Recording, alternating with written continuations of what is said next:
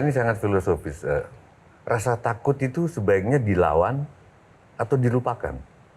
Saya memilih untuk melawannya, karena kalau dilupakan itu tidak selesai. Jadi saya memilih untuk bukan melawan mungkin ya. Saya sekarang mungkin dalam posisi berdamai dengan rasa takut itu. Jadi rasa takut itu tidak pernah meninggalkan saya. Dia menjadi new me. Jadi saya memilih untuk berdamai dengan rasa takut itu. Apa yang paling Ibu rasa atau hal yang paling menakutkan yang pernah Ibu takutkan sampai sekarang?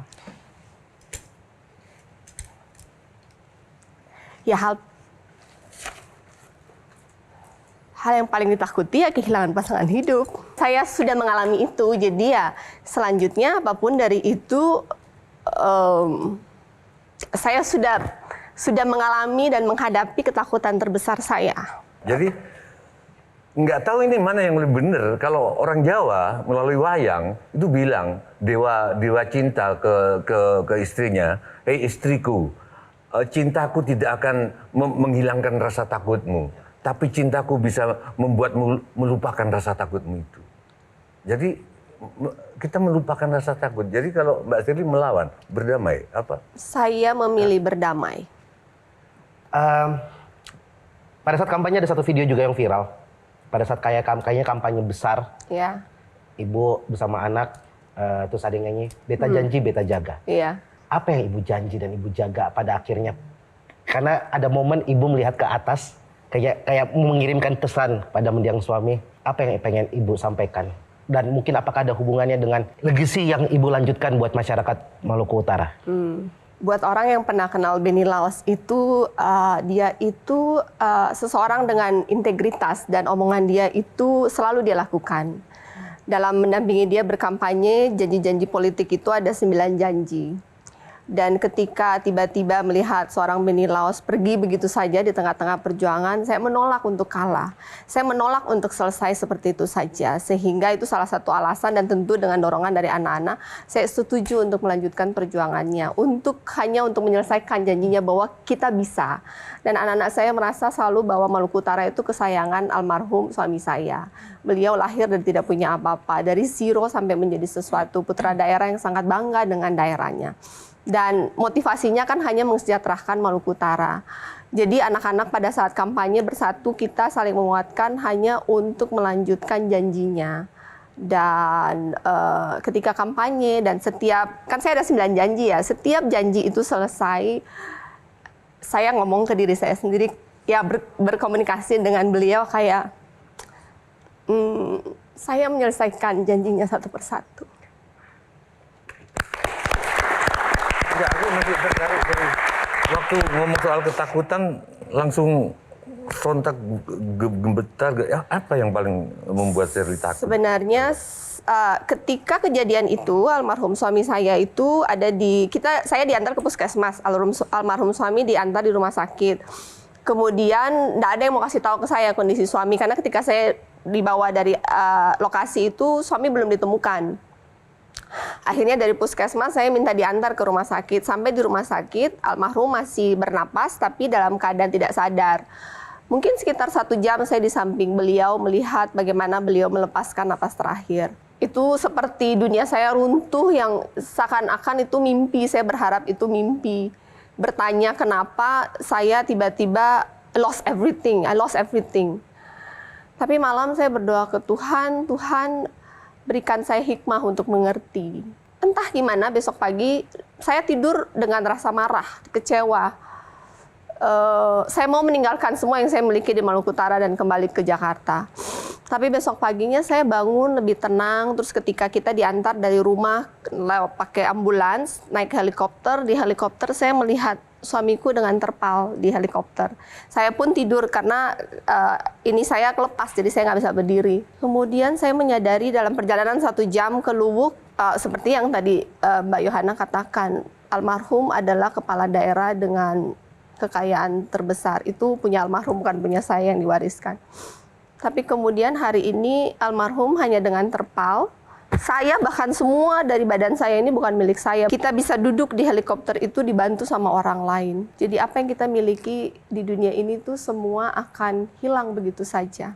Tidak peduli betapa kaya, betapa hebat, pada akhirnya kita tidak memiliki apapun. Dan kemudian menyadari bahwa hidup ini bahkan bukan milik kita sejak awal. Ini milik Tuhan, takdir ini, takdir yang terjadi ke almarhum suami saya, semua milik Tuhan. Jadi saya memilih untuk menerima dan berdamai dengan takdir ini karena siapa saya untuk bertanya kenapa? Karena dari awal ini bukan milik saya.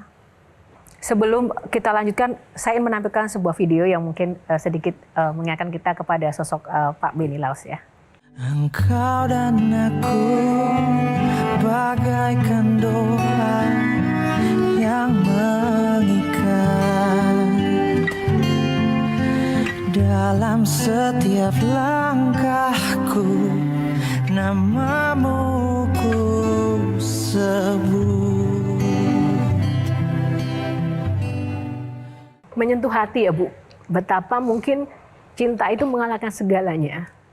Mungkin tadi Ibu menyampaikan saya ingin melanjutkan janji-janji suami, tapi di satu sisi hal yang lain ada sebuah pembelajaran tentang cinta kasih yang menguatkan Ibu sebagai seorang wanita yang harus kehilangan pasangan hidup, menghadapi tantangan kehidupan politik yang juga tidak mudah begitu. Apa sih hal konkret yang dipegang dari pesan almarhum kepada Ibu yang membuat Ibu tuh benar-benar bisa menjadi pribadi yang tough, karena pasangan hidup itu adalah sebuah energi tersendiri bagi seseorang begitu. Kita daerah yang kaya tetapi masih, mohon maaf, pelayanan dasar. Bukti kejadian yang terjadi di almarhum, saya tidak menyalahkan siapapun. Tapi beliau itu masih napas sekian jam dari kejadian hanya karena tidak punya fasilitas kesehatan yang baik sehingga akhirnya nyawa harus hilang begitu saja. Bahwa itu adalah takdir, ya saya menerima itu takdir. Tapi kemudian waktu itu ada rasa marah. Bagaimana kabupaten 10 tahun fasilitas, tidak punya oksigen, tidak punya alat picu jantung. Kalau seandainya rumah sakit ini pelayanan, fasilitas kesehatannya baik, mungkin ini bisa dihindarkan.